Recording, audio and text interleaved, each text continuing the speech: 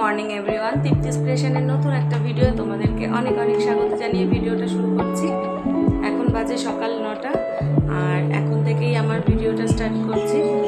আমি আজকে সকালবেলায় স্নান করে নিয়েছি, মাথাটা শ্যাম্পু করার ছিল। আর দেখো আমি আজকে একটা নতুন নাইটি পরেছি, এটা মা পয়লা বৈশাখে দিয়েছিল।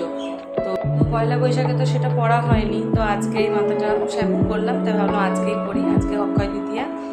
আর এখন ছেলে যাবে স্কুলে, ছেলে এখন গেছে স্নানে। তা ও এলে ওকে জামা কাপড় পরিয়ে খাইয়ে ওকে রেডি করে দেবো, তারপরে ও স্কুলে নিয়ে যেতে হবে। আবার আমাকে আমিই নিয়ে যাব।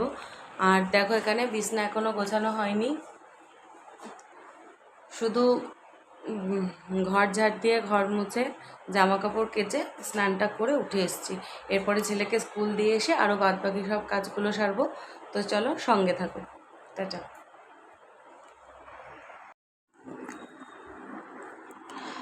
দেখো ছেলে চলে এসছে স্নান করে, আর আমি ওকে গাটা পুছিয়ে দিচ্ছি।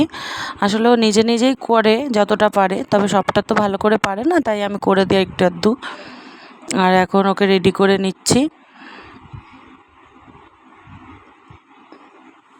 আসলে এত গরম পড়েছে, ভাবলাম একটু গায়ে পাউডার দিয়ে তবে গেঞ্জিটা পরাই।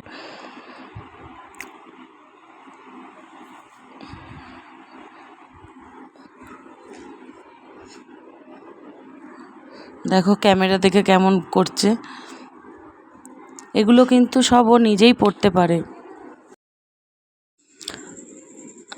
তবে পারফেক্ট হয় না, তাই আমি একটু ফিনিশিং টাচ দিয়ে দিই। দেখো এত তোড়জোড় করে ওকে আমি রেডি করছি, এরপরে খাওয়াবো, খাইয়ে নিয়ে যাব। কিন্তু আলটিমেট আমাদের স্কুলে যাওয়া কিন্তু হবে না, কারণ স্কুলটা ছুটি দিয়েছে ওদের, যেহেতু ভোট, ওদের স্কুলে ভোট হয়, তো সেই কারণে ওদের স্কুলটা ছুটি দিয়েছে। একজন স্কুল থেকে জেনে এসে আমাকে জানালো, তারপরে আর আমাদের স্কুল যাওয়াটা হয়নি।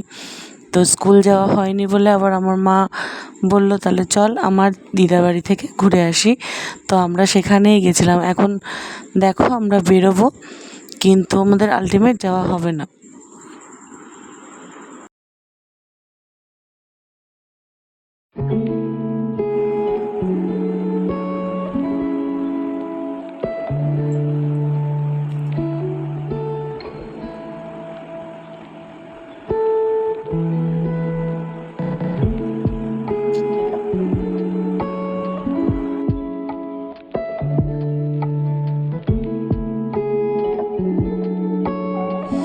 সকালটা শুরু হয়েছিল আমার ভীষণ ব্যস্ততার মধ্যে, মানে নর্মাল দিন যেমন হয় সেরকম ব্যস্ততার মধ্যেই ছিলাম। কিন্তু দেখো শেষটা কিন্তু ভালোই হলো, আর শেষ ভালো যার তার সব ভালো। দেখো আমরা সেজেগুজে বেরিয়ে পড়েছি মায়ের এক কথায় মামা বাড়ির উদ্দেশ্যে। তো দিদাকেই দেখতে যাব, দিদার তো বয়স হয়েছে, অনেক দিন যাওয়া হয় না, তাই দেখতে যাব বলে রেডি হয়ে বেরিয়ে পড়েছি। আর আমার বরেরও ডিউটি আছে, ভাইও গেছে কাজে, তাই ওরা যেতে পারেনি। আমি, মা, ভাইয়ের বউ আর আমাদের 2 ছেলে মিলে গেছিলাম। তো এখন টোটো করে বেরিয়ে পড়েছি স্টেশনের উদ্দেশ্যে। এই যে আমরা বসে আছি স্টেশনে।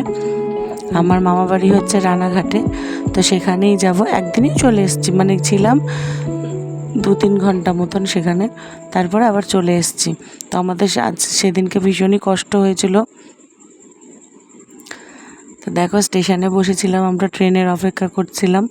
আর এই যে দিদাবাড়ি পৌঁছে গেছি। আমার দিদা দেখেছো এখন না কত সুন্দরী। তো দিদাকেই দেখতে এসেছিলাম, দেখে ভালো লাগলো।